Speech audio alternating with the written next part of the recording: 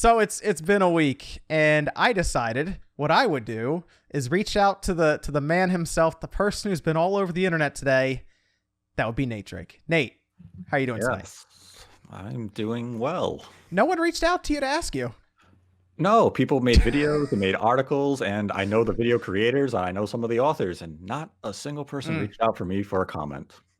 well, here I am. I'm here to reach out for a comment on some of these comments that you're making on different Well, forums about all kinds of stuff. But the topic this week has been the Nintendo Switch revision, the new Nintendo Switch, the Switch Pro. We don't know what this thing's called yet.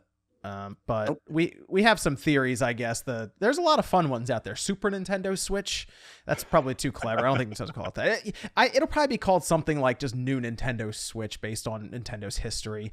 It's probably not going to be called the Switch Pro. I would say. But Nate is going to be doing a long form podcast on his channel, Nate the Hate, kind of diving into this a bit more with NVG. So they're getting that all recorded up. So you're going to want to check out his channel. That's linked down in the description. We just kind of wanted to go over a few things here quickly based on the report and to get some of Nate's comments on what's going on exactly here. So this was at Bloomberg, Kachi Machizuki, who had an entire report on essentially screens that are being used in this new Switch of some kind. Now, it's also supposed to have a 4K output that we assume is going to be upscaled. And outside of that, we don't know the chip at this time or any other real specs inside of this new Switch revision. That's correct, Nate. We're kind of like, okay, it's going to have this, OLED display that sounds awesome, like a rigid OLED display from Samsung that apparently they're getting because, well, it's Nintendo. They're waiting for the part to get cheap. It's become cheap. So that sounds very Nintendo. So I am inclined to believe this report because that lines up. It's not something out there and crazy or anything. It's like, oh, the screens are cheap now. All right, we'll start buying them. Yep, I mean, that's Nintendo's MO. They look for quality, cheap product, and now that OLED screen is affordable, it's also has good power draw. This is the exact type of product Nintendo is shopping for. OLED it's nice. Like if you have the first generation Vita, that is a fantastic looking screen. That's like I think the Vita's what, a 5.5-inch screen or so. It's a lower resolution than what we have in the Switch now, but it's much more preferred than the new or the next Vita they did, that slim Vita that had the LCD screen. Oh, the colors look so much worse in that one. So yeah, an OLED being dropped into this next Switch is, I think, a massive improvement. It's still 720p. I'm very indifferent on that because, let's face it, the Switch now gets some pretty Vaseline effect like images right now because it doesn't, a lot of times it doesn't come close to that 720p native resolution. Right, and I mean, I think that's an important distinction here is that as we discuss about the Pro, it is going to have enhanced specs, so it should be able to render games more reliably at that native 720p. So Nintendo was smart to keep the screen at 720p because if they did push for 1080p, now you're asking games even, to be even more demanding in undocked mode. So you keep it at 720p. Hopefully you hit that native resolution more often, and you're going to have a nice, crisp, clear visual display. Because when you look at games like Mario Kart 8 Deluxe in handheld mode, that game looks beautiful, but it's also one of those rare games that does hit 720p. That game. Oh, that's a game that would look really good on OLED display. Actually, if it's designed Yes. for it on in handheld mode, whew, that would look really good in that one. And they have it set up rigid OLED. That makes sense for what Nintendo's doing. It's not that big of a deal, really.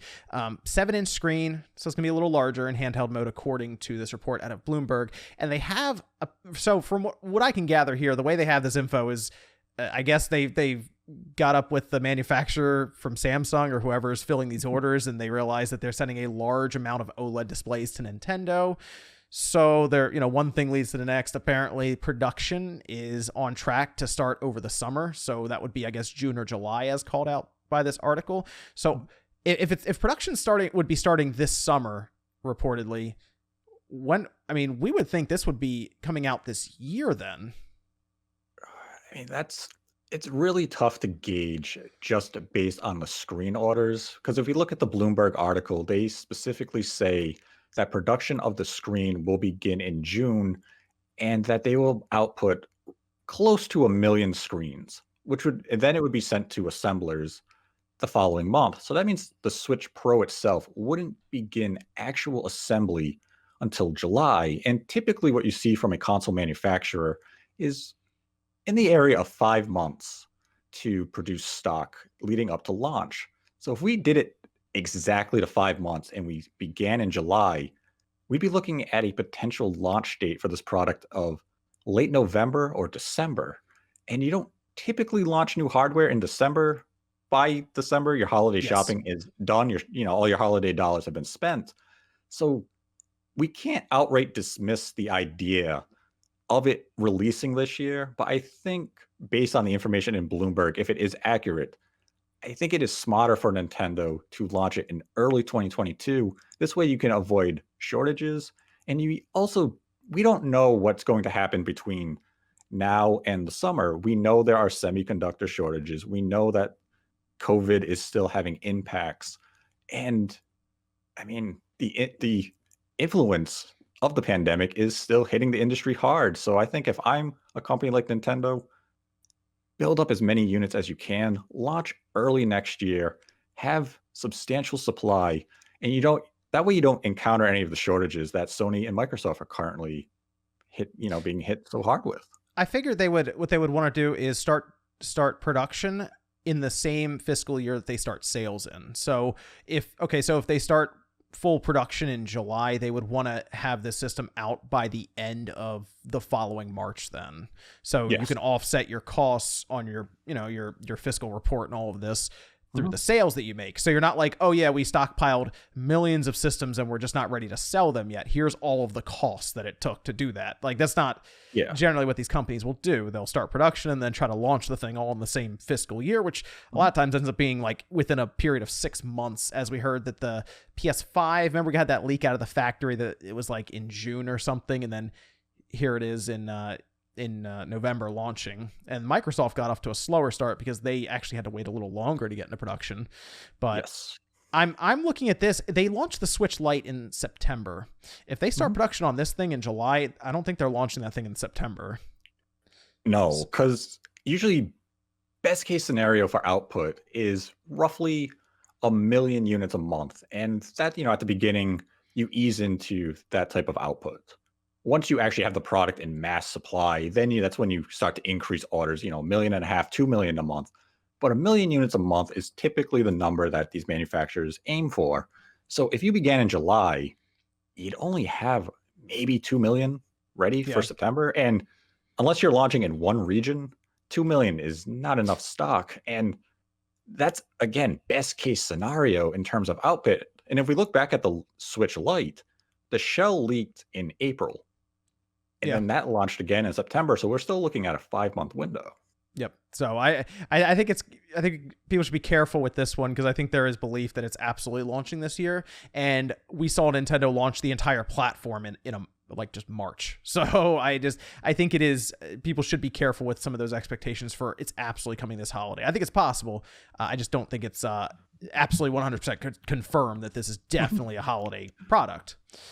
Is the way I'm looking at it. Now, I do think this report is fairly accurate. Like I am on the side of, okay, it does seem like we are coming up on the point where Nintendo would do a revision because we're in the 5th year for the Switch. Like as of now, it is, to me, it's like, if you want to extend the life, you got to start working on some new hardware to get people excited for hardware again, alongside of some of your games, and don't make the mistake that you did with the Wii where you didn't do anything. Like they should have had a Wii HD and they didn't.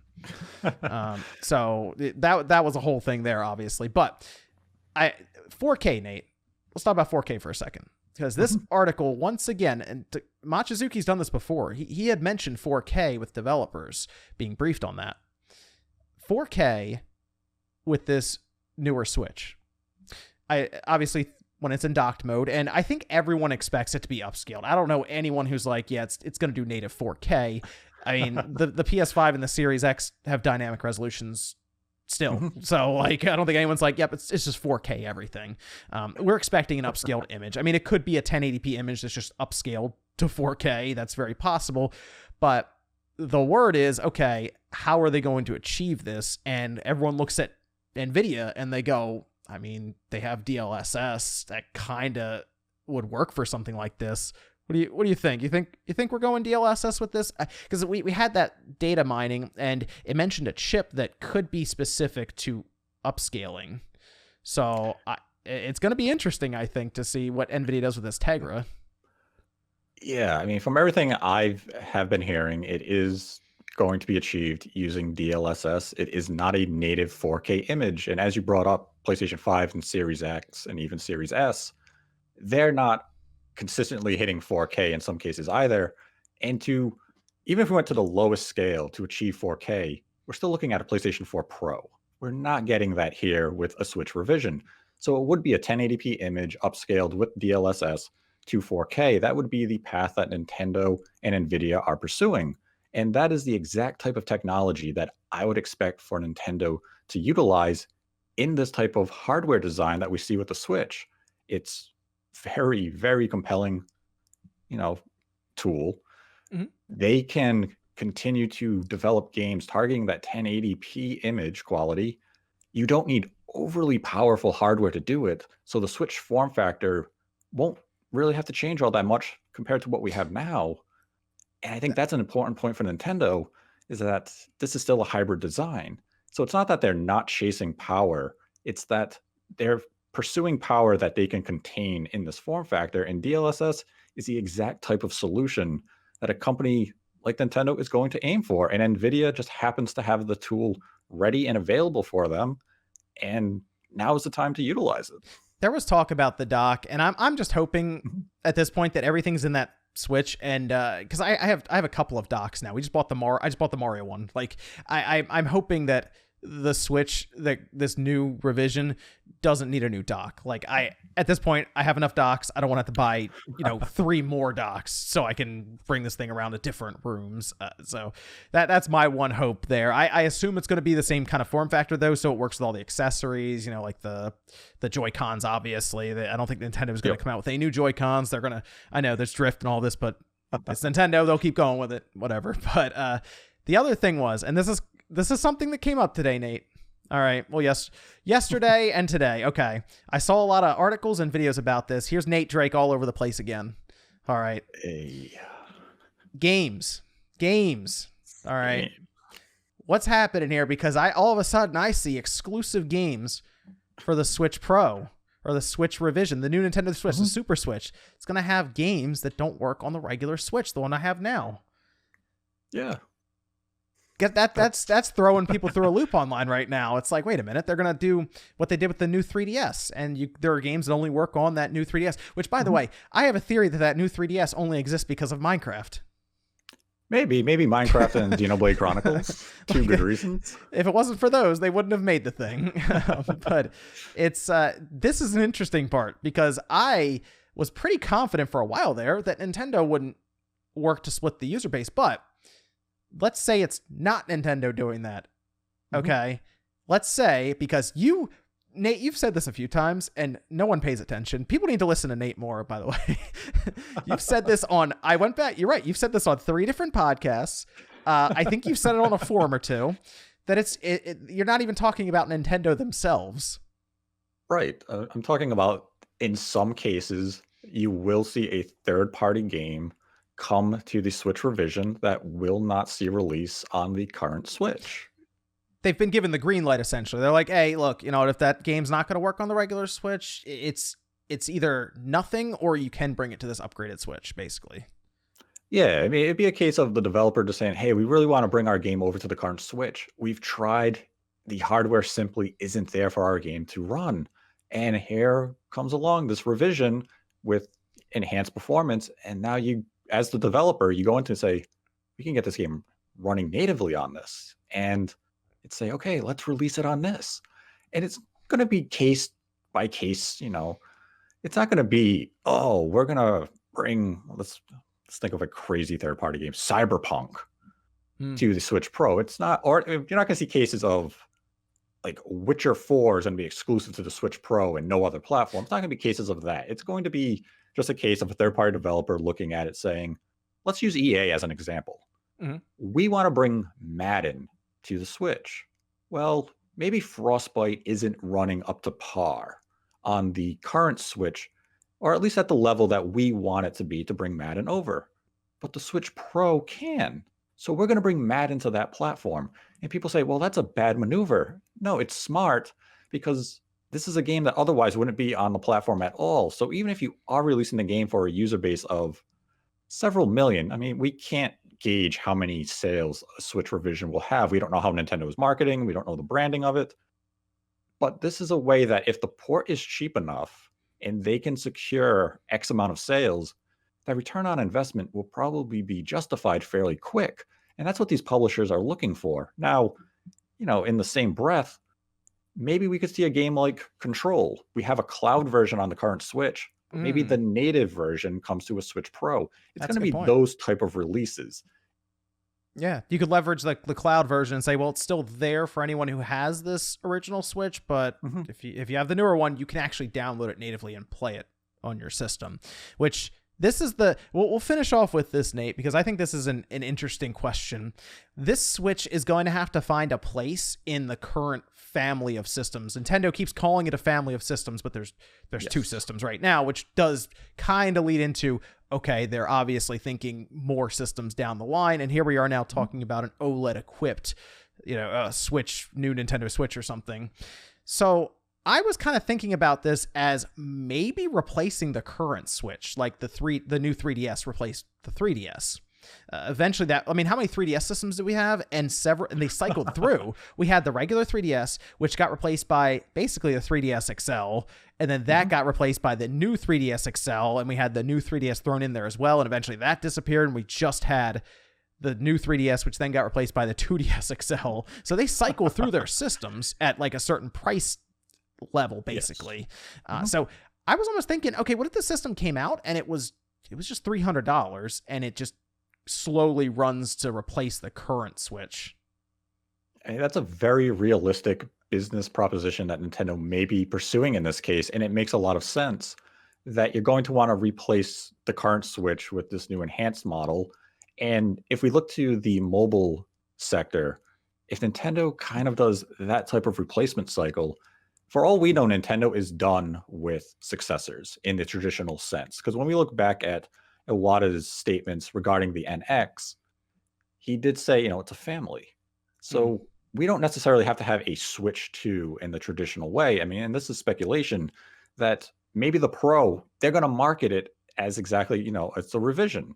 We're not going to market it as the next gen Switch, but maybe after 2 years on the market, when the original Switch is now kind of faded away, here comes Nintendo, and maybe they finally release an exclusive that only runs on the enhanced hardware. Or maybe you see the third-party developers release a few more games. I mean, this is an avenue they could explore. I'm not saying that they will, but I do see them using this new revision as a way to fade out the current Switch and basically to continue making a lot of money. This way they can justify leaving the price at $300. We've given you a more premium product.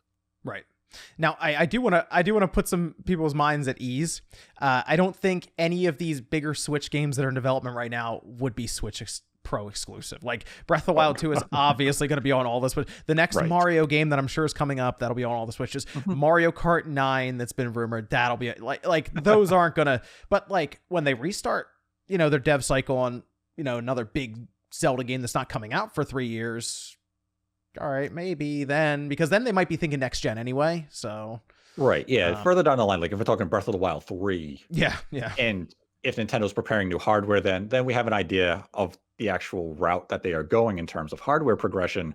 But like, yeah, anything announced up to this point, Breath of the Wild 2, Splatoon 3, they announced them for Switch. We know Splatoon 3 is a 2022 game.